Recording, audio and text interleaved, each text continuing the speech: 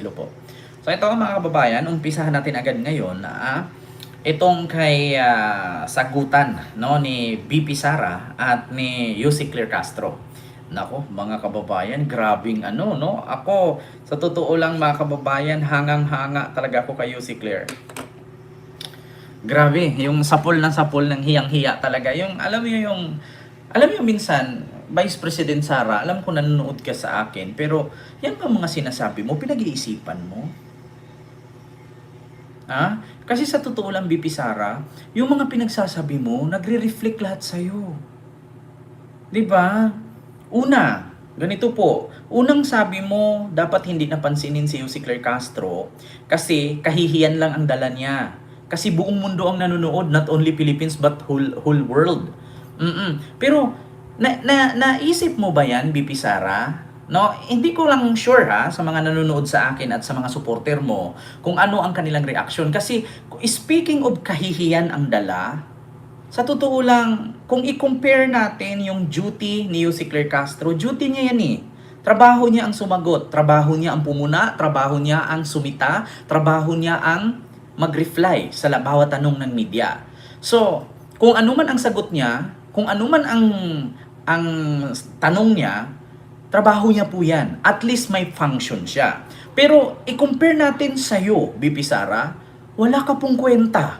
Yan po ang totoo, BP Sara. Sa totoo lang, sayang ang pasahod sa'yo ng tax ng taong bayan. At kung tutuusin ha, eto ha, huwag kang magalit sa akin, BP Sara. I will tell you frankly, prangkahan lang tayo.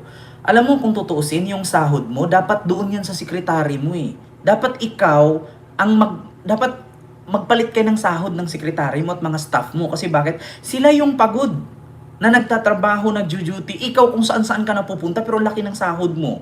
'Di ba? Kung speaking of nagdala ng kahihiyan, ikaw ang nagdala ng kahihiyan. Biruin mo yan, just try to imagine and just try to think of it, no? Pangalawa ka sa pinakamakapangyarihang tao sa Pilipinas, Vice President ka. 'Di ba? Pero anong nagawa mo? Magbigay ka ng isang project mo. Yung libro, yung pagtatanim. BP Sara, tanungin kita, yung libro mo ba pag nabasa ng bulag yan, nagkakaroon ng mata?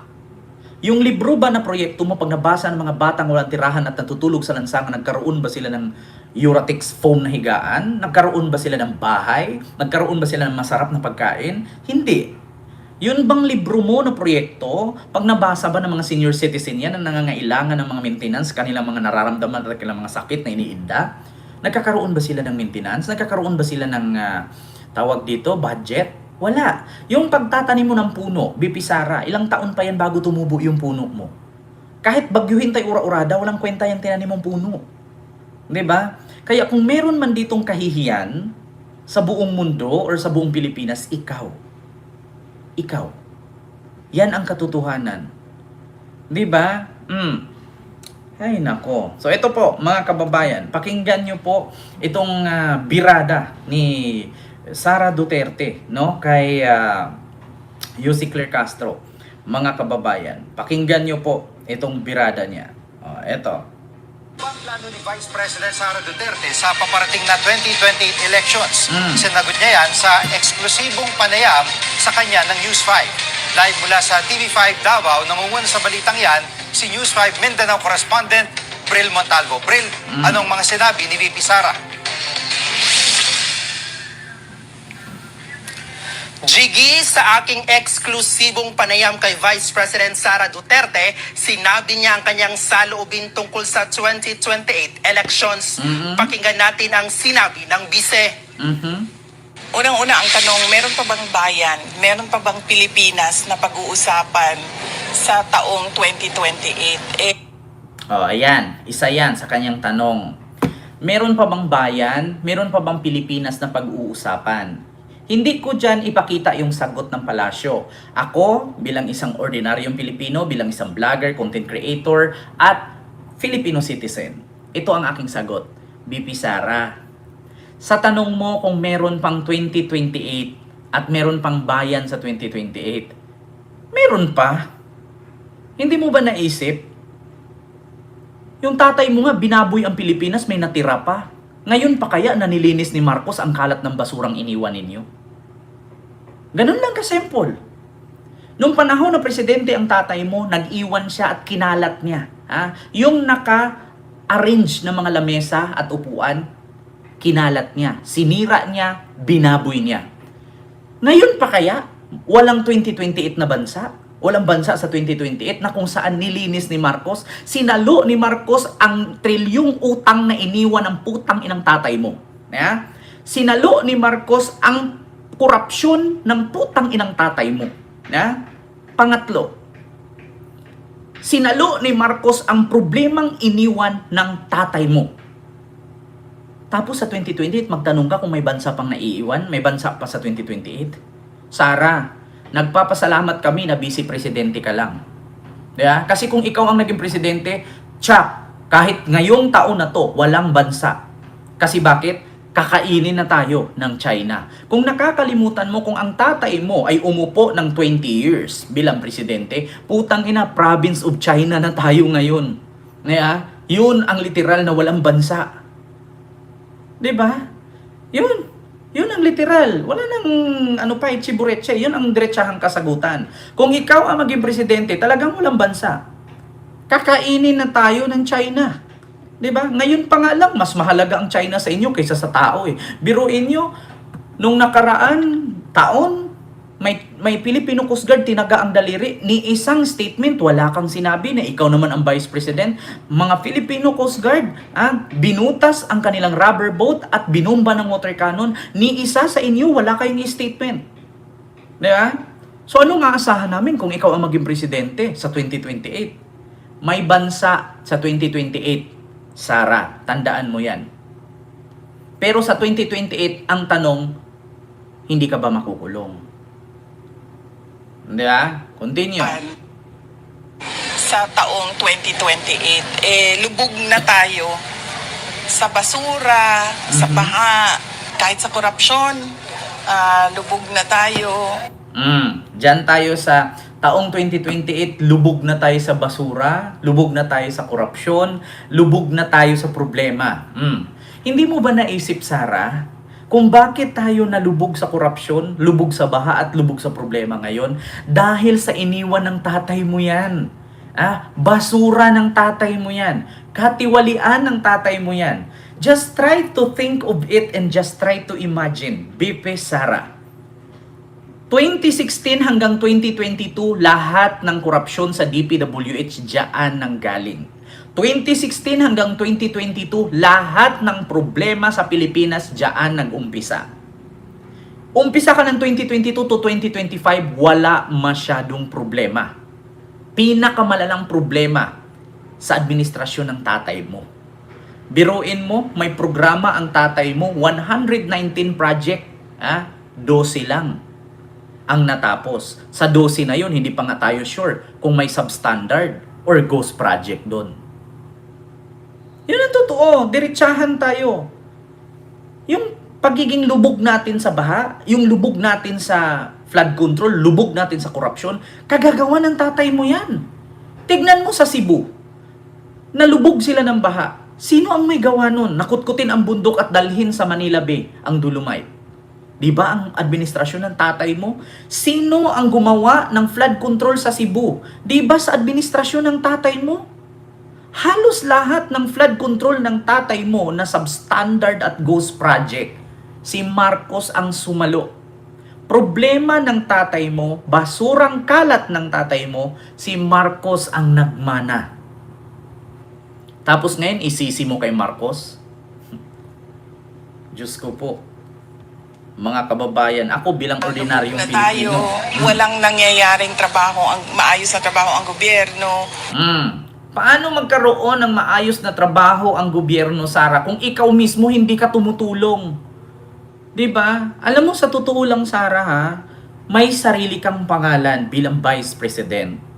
Kung ayaw mong tulungan si Marcos, gumawa ka ng programang ikakabuti ng bansa.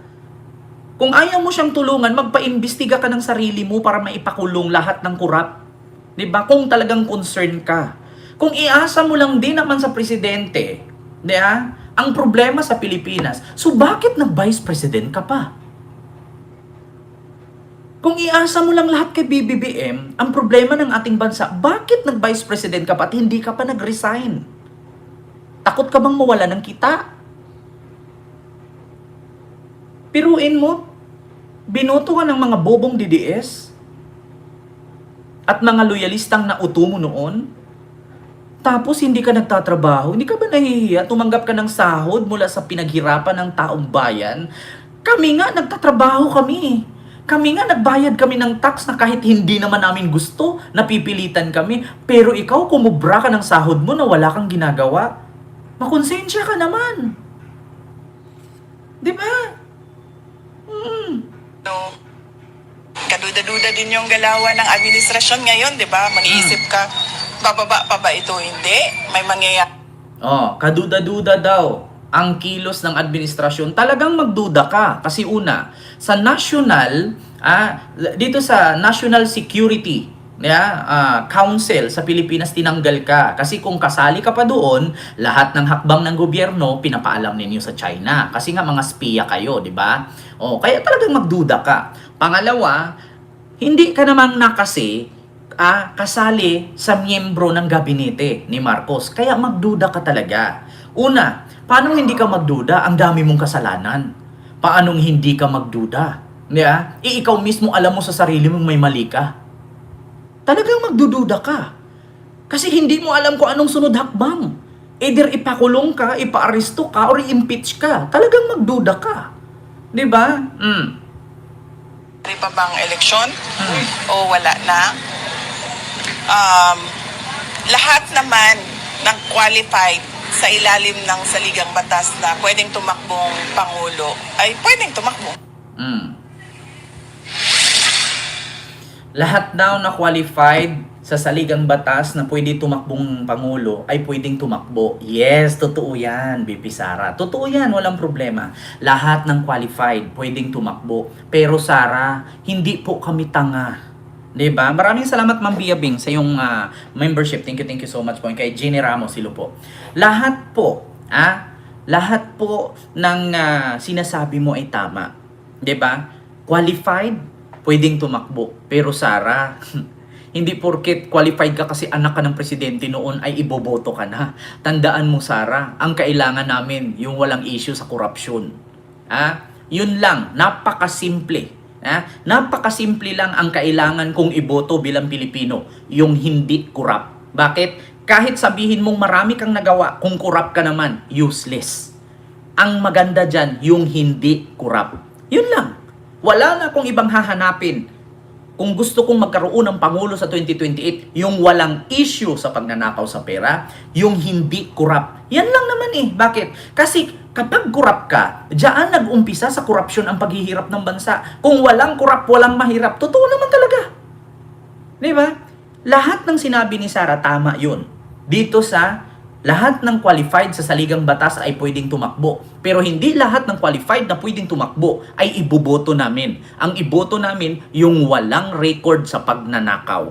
Yun lang. Di ba? At nagtatrabaho.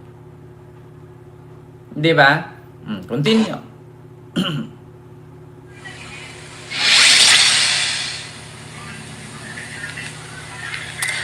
Nakausap ko kanina si VP Sara nang dumalo siya sa libing ng namayapang bunsong kapatid ni dating Pangulong Rodrigo Duterte na si Bong Duterte ngayong araw sa Davao. Pumunta pa kasi itong reporter, nakapula pa. Alam naman niyang patay.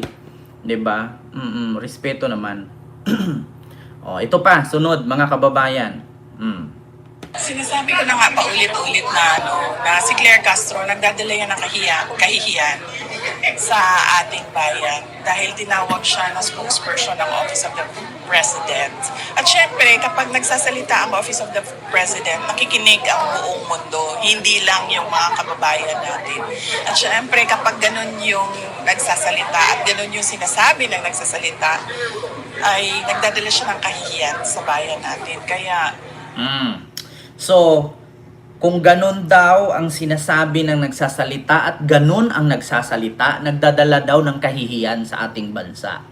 Sara, alam ko, afford mo naman bumili ng salamin kahit nga yung buong bahay mo, gawin mo puro salamin yan 'Di ba? Pero naisip mo ba, Sarah, the way na magsalita ka pagdating sa English, mali-mali? Hindi ba nakakahiya? The way na ini-interview ka ng mga foreign media, ang layo ng mga sagot mo, hindi ba nakakahiya? At the way na ang kapal at ang lakas ng loob mong magsabi ng ganyan ang akala mo nag-duty ka. Hindi ka ba nahihiya? Sino ba ang nakakahiya? Ikaw, Vice President, nag-duty ka sa pamamagitan ng attendance, pero wala kang ginawa. Ano bang ginawa mo bilang Vice President? Sige nga, magbigay kayo ng isa mga kababayan sa comment section na ginawa ni Sarah na nakikinabang tayo. Yun pa nga lang sa pahayag mo patungkol sa pandesal, yun pa nga lang yung pahayag mo patungkol sa daing. Daing sa Tagalog, sa Bisaya, tuyo. Saan ka nakakita ng daing na tuyo? Matuyo siya pag prinito. Pero ang daing nakababad sa suka yan, na minarinate sa sibuyas at paminta. Wala pong daing na tuyo, Sarah. Magiging tuyo siya pag tampreto na. At saka pangalawa, Sarah, yung pandesal hindi po siya palaman. Ang pandesal tinapay po yun. 'Di ba? Kita mo yan? Tapos ang dami kong nakikitang interview sa iyo ng mga foreign media, lalo pag English ang katanungan, ang layo ng sagot mo. Naalala mo nang in-interview ka ng isang Russian media, na ano ang sabi ng Russian media? Anong masasabi mo sa mga supporter ng tatay mo? Ano ang message mo sa kanila? Ang layo ng sagot mo, Sarah, sa tanong ng foreign media. Ikaw po ang nakakahiya, hindi si UC Clear. Saan ka nakakita abogada na cum laude versus abogada na government grade? Diba? Alam niyo, sa totoo lang, mga kababayan, Sarah, kung may nakakahiyaman, ikaw. Huwag kang mandamay sa mali mo. Mali mo yan eh. Isarili mo yan. Ibato mo pa sa iba. Eh kung mag-exam na kay dalawa ni UC Clear kayo, hindi ka mananalo sa kanya eh. Diba? Diyos ko naman. Oh, ito, pakinggan natin mga kababayan yung sagot ni UC Clear Castro. Patungkol dyan sa banat ni Sarah.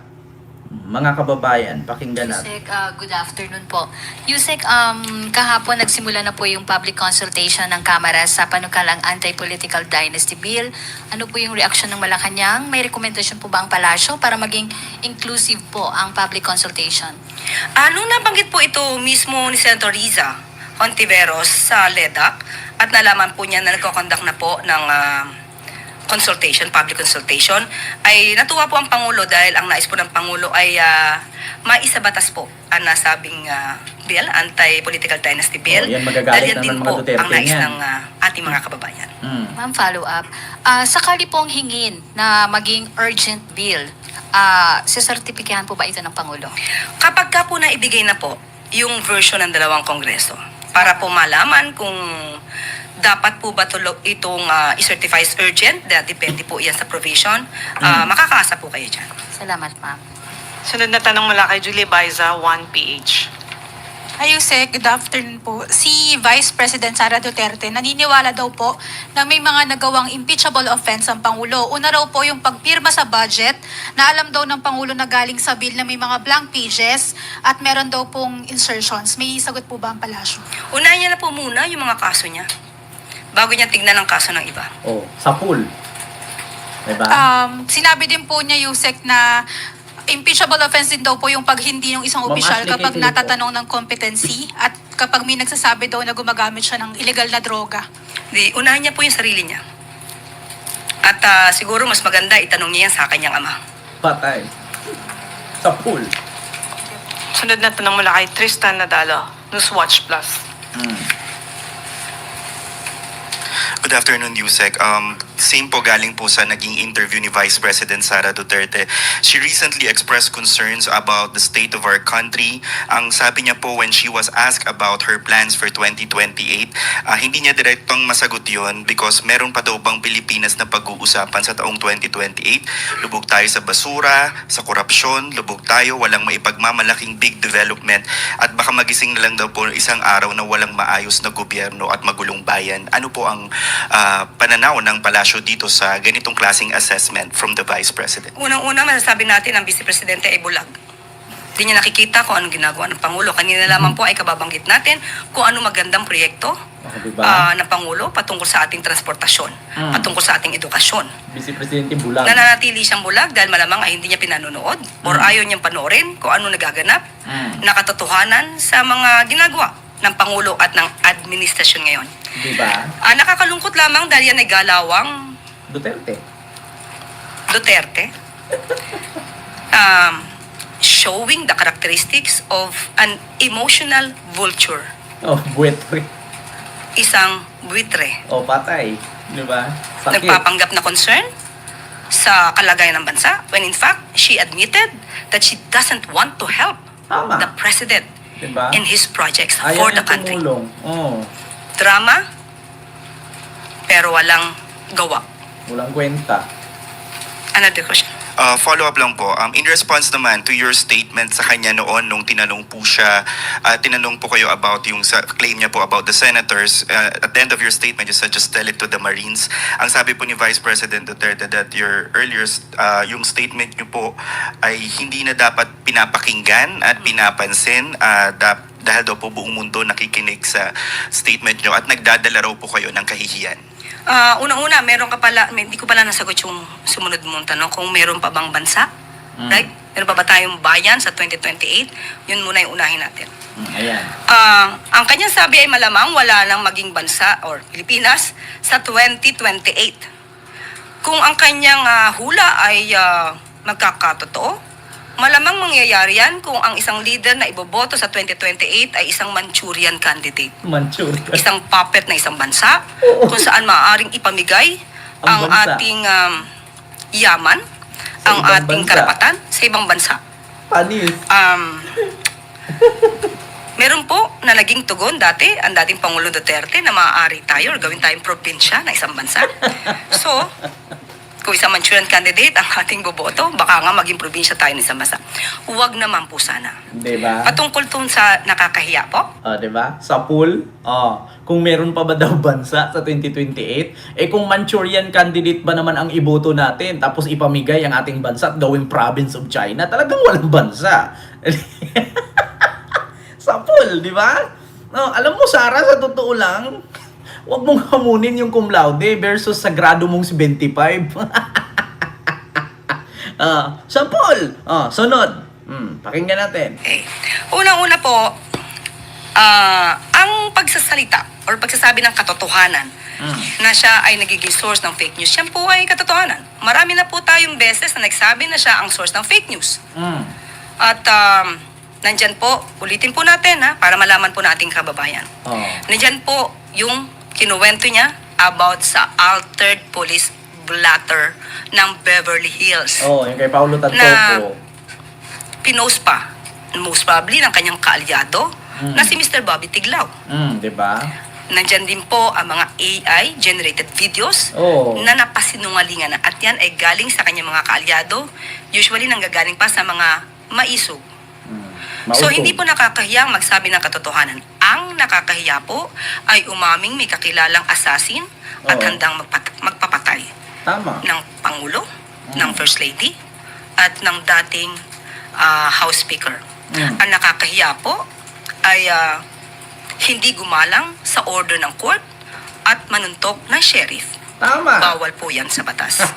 At ang nakakahiya din po ay gumamit ng mga fake na AFP certificate para sa Youth Summit, para palabasin na yung 15 million na mula sa Confi Funds ng DepEd sa Alam mo, sa totoo lang, lahat ng inisa-isa kong yan, I think nanonood yan sila sa akin. Which is totoo naman talaga lahat. Di ba? Masakit. Taga Norte, maraming salamat sa pagpapamember po sa ating YouTube channel. Masakit talaga, sa totoo lang. Yung lahat naman sinabi niyo si Claire, ilang beses ko yan sinasabi rin. Biruin nyo, gumawa ka ng faking certificate, tapos sabihin mo nagbigay ka ng 15 million sa armed forces na wala namang natanggap. Manuntok ka ng sheriff, na ang sheriff, binubugbog mo ang sheriff, sumunod lang naman sa kung ano ang pinadala ng korte at sinunod lang naman niya ang utos ng korte. 'Di ba? Oh, yun ang nakakahiya. Oh, kayo si Claire, anong nakakahiya? 'Di ba? Alam niyo sa totoo lang si UC Claire, no? Dito ako naniwala na magaling talaga siya. Sa totoo lang. Actually si Yusek para siyang si Digong, no? Kaso si Digong kriminal yun eh. Para siyang si Digong, ang bilis makakatch up. Si Digong ganyan eh. May mga salita siyang bibitawan na hindi mo alam, minsan may lalabas pa nga na katulad yung Manchurian candidates, yeah, katulad yung buetre, mga ganun-ganun kung hindi natin alam, no, bigla-bigla na lang lumalabas. Pero which is pinag-isipan niya yung bawat niya sinasabi. Alam niyo sa totoo lang, kung pautakan lang ang pagtakbo ng presidente at si Sara at si Yusik ang maglaban, ang layo po talaga ni Sara. Sa totoo lang, kung ang botohan sa pagiging presidente ay exam, si Sara hindi mananalo. Totoo yan. Maskin ako, hindi siya mananalo sa akin. VP Sara ay ginamit di umano sa Youth Summit na pinasinungalingan po mismo ng AFP. At gumamit pa ng abogado sa katauhan ni Attorney Michael Powa para mapagtakpan ang paggastos sa 15 million confidential funds. Yan po ang nakakaya. At ang isa pa po, sabi po niya ay nakakaya tayo sa internationally, mas nakakahiya po yata ito. Dahil ito mismo ay na-news. At nandiyan pa po ang kanyang mukha kung saan ipinakita dito isang vice presidente nag-threaten with her assassin laban sa Pangulo. Diba? Mas nakakahiya po ito. At ang mas matindi dyan na nakakahiya, apelyido mo na balandra sa buong mundo at ang tatay mo na presidente noon nakakulong. Nakakulong sa dahig. Diba? Biruin mo yan. Sa totoo lang, kung meron mang nakakahiya, Mama Ribic Losanta, yan Kent, yung parents ko na mga SC, tuwang-tuwa sila sa'yo, pero every live mo talagang di nila pinapalampas. Salamat po no, sa parents mo, ma'am. 'Di ba? Actually, sa totoo lang, ang nakakahiya po dyan, yung apelyido nila. Kasi bakit? Alam niyo ba, sa kasaysayan, si Digong po ang kauna-unahang Asian president na nakulong sa dahig. At sa kasaysayan din po sa Pilipinas, si Sara po ang kauna-unahang vice president na na-impeach sa Congress. Di ba yan ang nakakahiya? Kung kahihiyan lang din naman ang pag-uusapan, apakadami po. Pang Guinness Book of World Record po yan. Di ba? Sapul na sapul ka kayo, Sek. At muli, kung ganito lang po rin lang ang ating magiging leader, mag-isip-isip po tayo. Follow-up question mula kay Mads Moratillo, Net 25. Di ba? Kung ganyan lang din naman yung ating magiging leader, mag-isip-isip na po tayo, no? Kung gusto nating lumubog lahat sa kumunoy at kamay na lang ang maiiwan, hindi, sige, sabay-sabay tayong lahat. Di ba? Kung gusto natin na magmerienda tayo ng lugaw na ang sahog ahas, sige, go. Kung gusto natin maging presidente si Sara at ang magiging merienda natin ay pritong tipaklong, and then go. Kung gusto nating maging presidente si Sara at ang ating maging ulam ay adobong paniki, di ba? And then go. Kung gusto ninyo, mag-ulam kayo ng inihaw na pagong, di ba? Na binudbura ng maraming sili, di ba? Tapos pinahira ng ketchup, and then go. Kung gusto ninyo na maging province tayo ng China, and then go, tignan ninyo. Kung gusto ninyo, araw-araw kayo kumain ng cabbage. Kung gusto ninyo, kumakain kayo ng nagbabounce na kanin, and then gawin natin presidente si Sara, wala namang problema. Kung gusto nyo kumain ng noodles, di ba, nagawa sa styrofoam, go! Napakasimple lang yan. Kung gusto ninyo na maging presidente si Sara, saan ka pa? Maubos yung insekto sa ating bansa. O, edi, pag nagtanim tayo ng palay, wala na tayong problema. Kung gusto ninyo na lagi tayong mag-uulam ng ginataang kohol, kung gusto ninyo maging presidente si Sara, magpa-COVID tayo ulit. Kung gusto ninyo, pag nagpresidente si Sara, baka ang kaaway natin dura na.